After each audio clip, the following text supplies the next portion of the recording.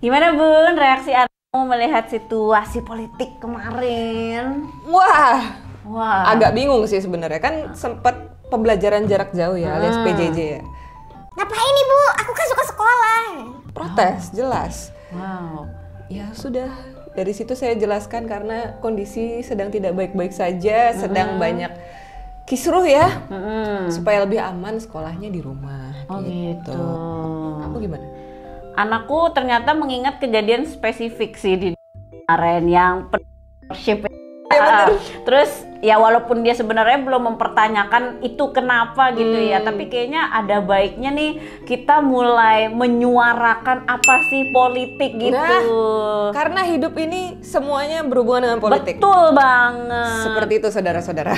Ya, dan pembelajaran politik itu kan harus ini ya, harus kayak pelan-pelan gitu ya. Harus pelan-pelan, terus secara bertahap. Nggak bisa langsung kamu harus berpolitiknya seperti ini, nggak bisa. Iya. Harus kecil-kecil. Apalagi ntar sampai gede bisa jadi berubah-berubah. Mana ya, ilmu politik di kampus saya 144 SKS gitu ya. Masa buat anak kecil overload itu otaknya. Iya, betul.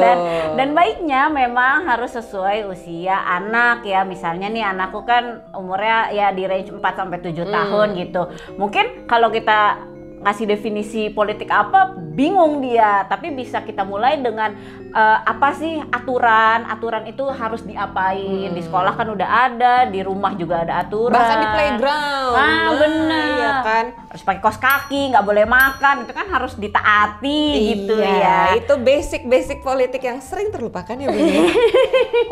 Nah kalau anak yang udah agak gedean itu emang akan lebih akan lebih aware gitu sama keadilan. Dikit-dikit protes kan pasti, ih aku tidak merasa ini adil ibu.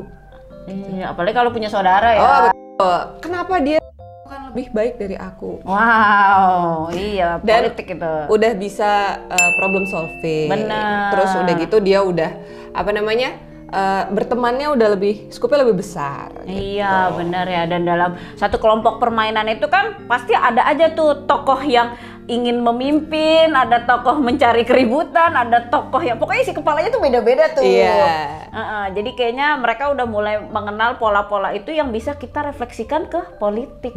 Gimana menyatukan suara-suara mereka supaya yang mau jadi pemimpin bisa jadi pemimpin dan diterima sama teman-temannya, atau yang tadi yang buat kerusuhan itu gimana supaya nggak rusuh-rusuh amat gitu, didengar gitu aspirasinya ya. Mungkin bisa diambil contohnya itu kayak di sekolah gitu ya. Di sekolah itu kan dia belajar dalam kelas. Kelas itu ada guru dan ada rakyat-rakyat kecil gitu. Maksudnya murid-muridnya. Dan guru itu kan sebagai pemimpin mereka, yang mana guru ada kepala sekolah lagi di atas gurunya gitu. Itu kan secara tidak langsung mengajarkan kalau politik itu punya sistem juga. Betul. Tuh.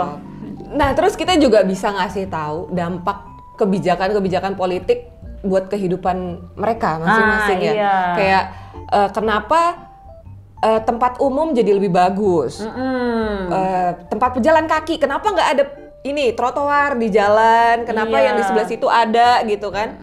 Terus apa, kayak misalnya ada nursery room di mall. Iya, itu kan hasil dari kebijakan politik ya. Betul. Dan dia juga tahu gitu kenapa ada ruangan khusus ibu dan anak gitu. Ada yang berjuang di sana anakku. Wah. Dan semua ini mungkin triggernya tuh bisa dari pertanyaan-pertanyaan simpel. Misalnya, kenapa sih aku harus tidur jam 8 malam? Ya logisnya tuh kalau misal kamu tidak tidur sekarang, besok nggak bisa bangun. Sama ibu capek juga gitu ya. Kayak ibu pengen me time malam-malam gitu. Nah tapi kan itu memancing debat-debat yang sebenarnya bisa disambungin ke politik juga ya. Betul. Gitu. Ya udah berdebat aja udah berpolitik sih. Iya betul. Nah ini juga mengasah critical thinking mereka. Iya kan, pertanyaan-pertanyaan simple itu. Terus jadi pastinya mereka memberikan opini dong. Ya tapi kalau misalnya aku tidur sekarang, aku bangunnya harus lebih pagi apa gimana gitu kan. Benar-benar. Terus udah gitu jadi lebih empati. Pastinya iya, kan benar. kamu dengan menjelaskan aku butuh me time itu kan dia, oh iya ya ibu capek, mama capek, ya udah deh gitu. Iya, sebenarnya nilai empati adalah nilai yang penting dalam politik. Kalau nggak ada empati ya gimana ya? Nggak bisa. Baca harus baca juga tuh. Betul. Untuk menumbuhkan ini, ya itu juga politik juga ya. Maksudnya pilih bacaan-bacaan yang ada muatan. Bener. Tapi mungkin nggak usah sejauh kayak korupsinya. Oh ya enggak dong. Atau kekerasan dan lain-lain. Dekat sama hari-hari aja. Bener. Gitu. Memang nih politik-politik yang beredar di kisaran kita tuh harus dikasih tahu ke anak kalau politik ini tidak bekerja, kamu juga tidak bisa hidup dengan nyaman, anakku. Gitu. Jadi ya. Belum ini ya, pendidikan di sekolah kayak itu kan juga berhubungan dengan nggak tiba-tiba mak jreng ada gitu terus, ya. Ya kalau ini kenapa kurikulum berubah terus dah tuh? Wah,